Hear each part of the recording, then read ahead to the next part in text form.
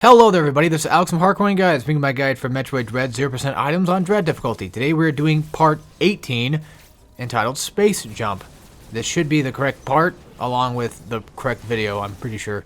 Yeah, I accidentally started recording the next one after this.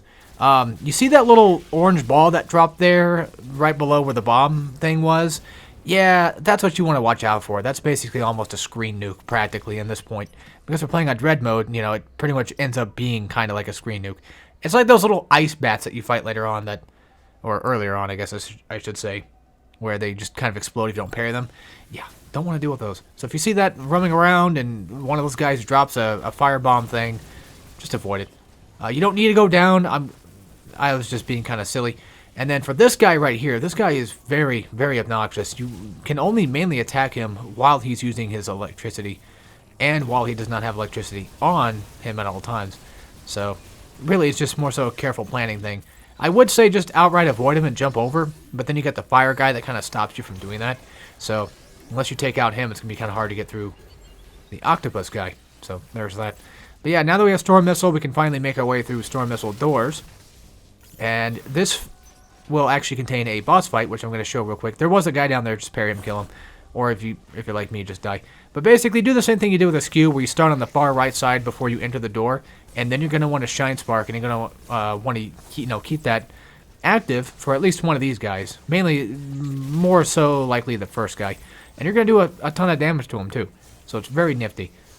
So when it comes to taking these two out, it's actually pretty easy in comparison to the other arenas, because this arena allows you a top platform that's just so huge that you saw what happened with the red spark that this guy was pulling, right?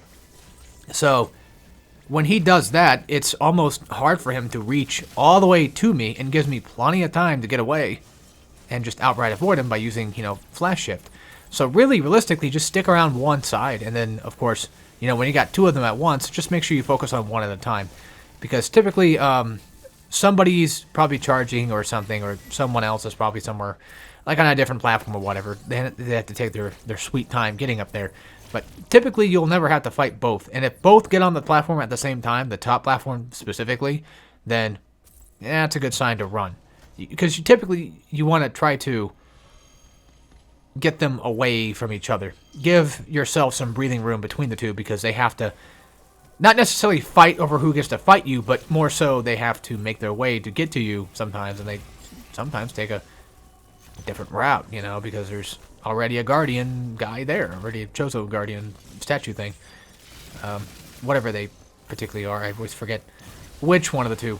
But yeah, so I killed that little guy down there, the parasite version of him, because I was worried about him blowing up. Him using a bomb to blow me up while I'm working on my rockets. And at the same time, I might as well just kill them, get some missiles, because I ran out.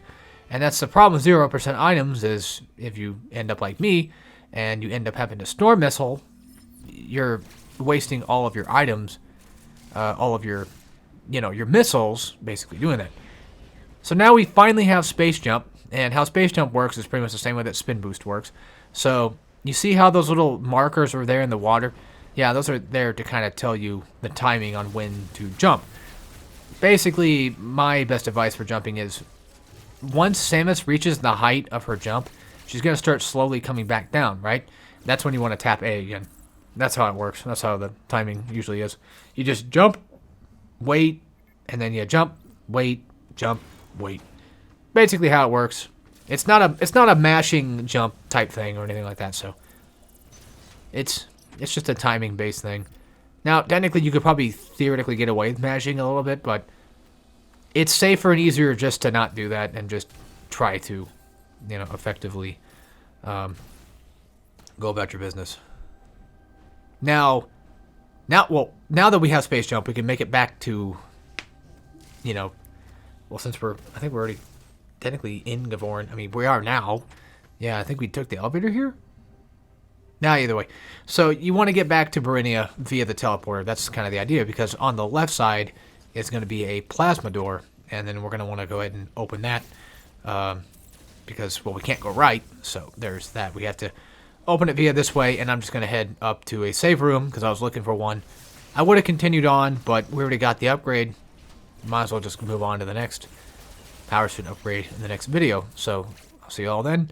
And as always, take care, everybody.